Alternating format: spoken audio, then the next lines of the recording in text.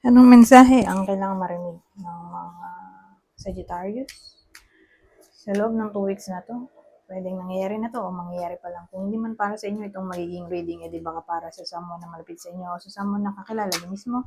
Baka may lumabas na gender mamaya, gawin niyo na lang energy masculine at feminine energy. Puwede rin naman na huwag niyo na pansinin ang gender. Hindi ko masasabi kung anong magiging reading, kung positive ba o negative.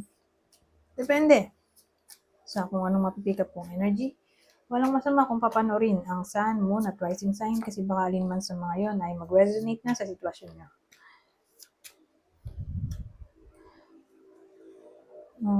5, 6, 7. Pero magkakaiba sila ng suit. Magsimula na tayo. Ano kaya to? Page pala to. Page of Cups.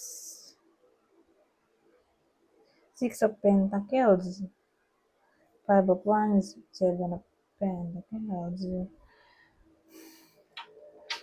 Tingin ko ang problema dito ay financial issues.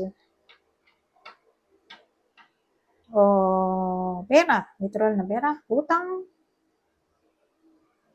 mga babayarin. Basta pera. Pera yung pinag-awayan dito. Napahara bang may magmumuni-muni at ayun. Kung sino man yung magmumuni-muni ay magsasorry. May enlighten siya na mali ang ginawa. Pero again, utang to. Kung dito utang, mga babayarin.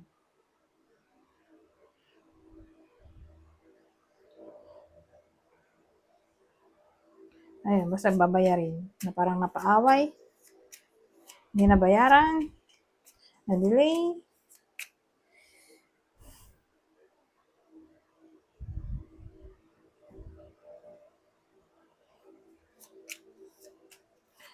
Anyways, ayos naman eh. Punta na tayo sa susunod. Pwede nangyayari na to o mangyayari pa lang, pero ganun ang dating. Away sa pera.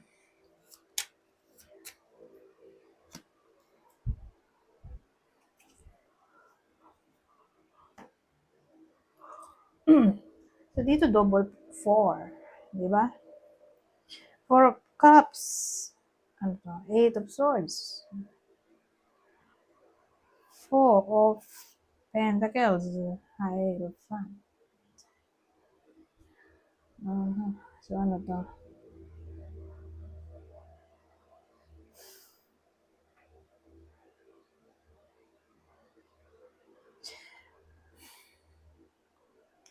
Kasi parang ang dating may na-meet yung iba sa inyo.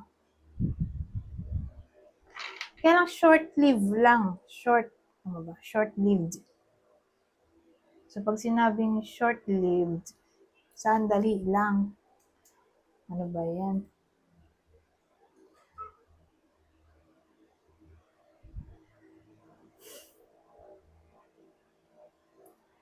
Tapos nawalan ulit sila ng connection. May dumating sa buhay ng iba sa inyo tapos naglaho rin na parang bula.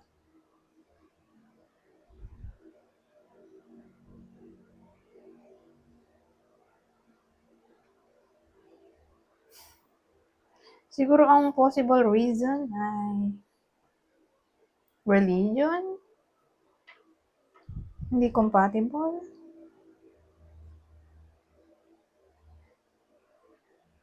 Yan yung unang scenario. Pangalawa,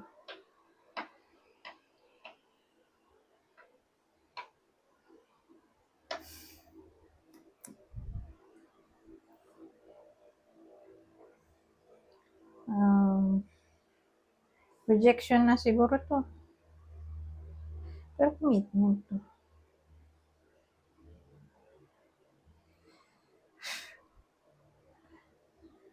So, ang dating feeling rejected yung isa. Feeling lost. Pero dahil Nandito tong Four of Pentacles.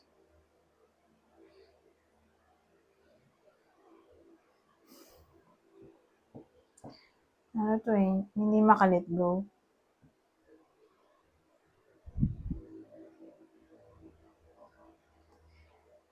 Tapos ang ending, counseling na kasi to eh.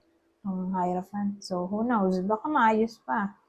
Sa pamamagitan ng counseling, dito sa Hierophant,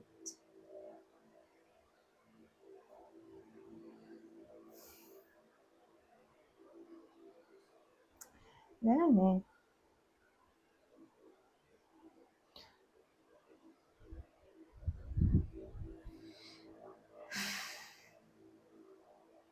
O pwede rin naman na turn off. Yung pangatlong scenario. Na turn off dahil sa truth na nalaman. At ang truth ay may kinalaman sa selfishness, possessiveness. Yun, ganun. Parang na turn off. So, yun yung pangatlong scenario.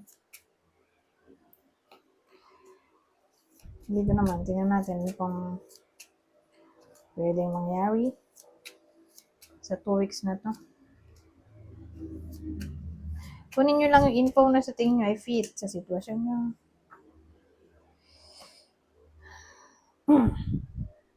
So, dito, 10 of Pentacles. The Hermit, 6 of Wands, at Knight of Pentacles.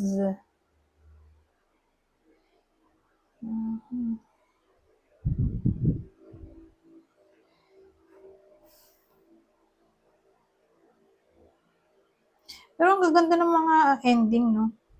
Ending cards.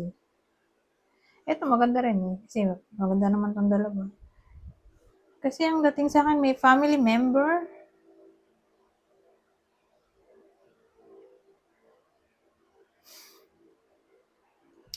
Whether biological to o sariling family. Na parang bigla na lang naging cold.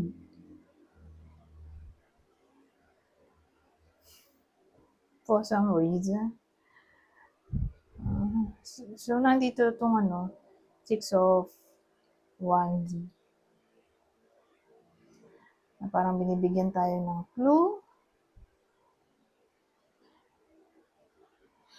na may good news na paparating. Siguro magkakaayos pa.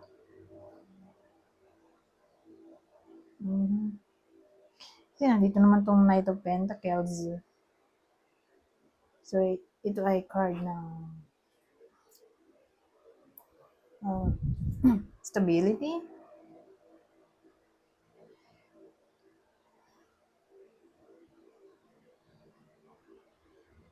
loyalty, security, hard work, routine.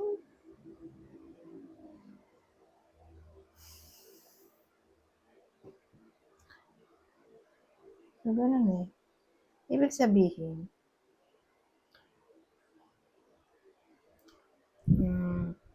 hindi naman big deal tong pagiging cold ng taong to. Dahil ang ending ay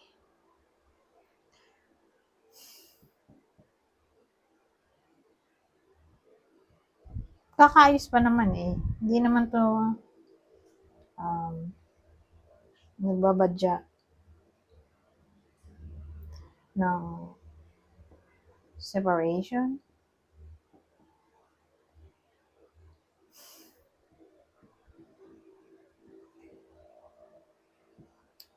So, ganun eh.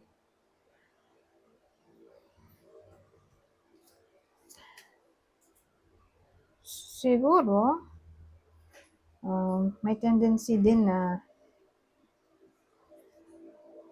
ma-feel ng taong to kung sino man yung parang naging cold.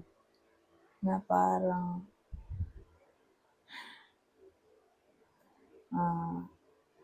disappointed yung iba sa inyo.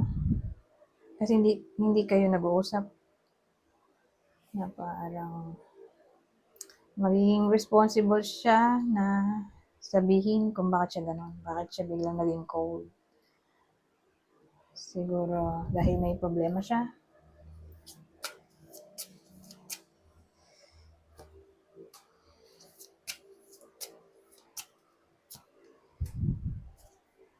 So, ano naman to? Ibang scenario ulit. Gamblers, hunger. Well, may iba sa inyo na magsasaya. Pero at the same time, may someone na ayaw na magsaya ang iba sa inyo kasi galit to.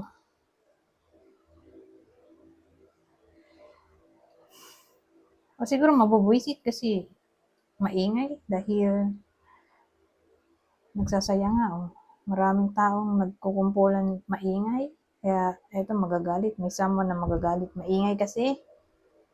Pero again, habang nagsasaya ang iba sa inyo, may someone, mukhang babae, ang pwedeng magalit. Siguro dahil nakakabulahaw na. O dahil masyadong magastos. Kasi pinapakain yung mga bisita. Maraming pinapakain. So for some reason, maudlot ang saya. Pagagalitan kasi nitong babae.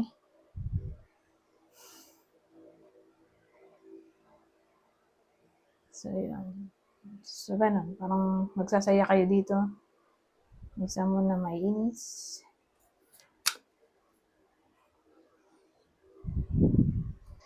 Ngayon, punta tayo dito. Ano pang masasabi nito?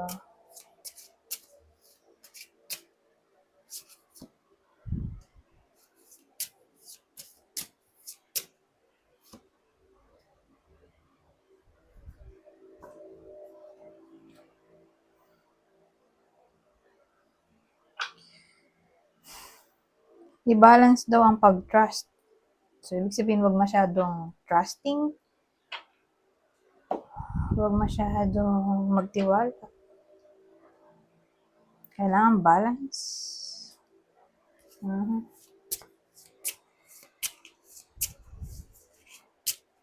So, ganun. Wag masyadong trusting sa tao. Baka ma-take advantage. O ma-betray ang trust. Authenticity. Noticing, so pay attention sa authenticity ng something. Baka fake. Lalo na kung bibili ng product. Ngayon, ibang case, baka ma-notice yung iba sa inyo dahil sa pagiging authentic o original. Ma-appreciate ang pagiging authentic o original. Lalo na sa creation.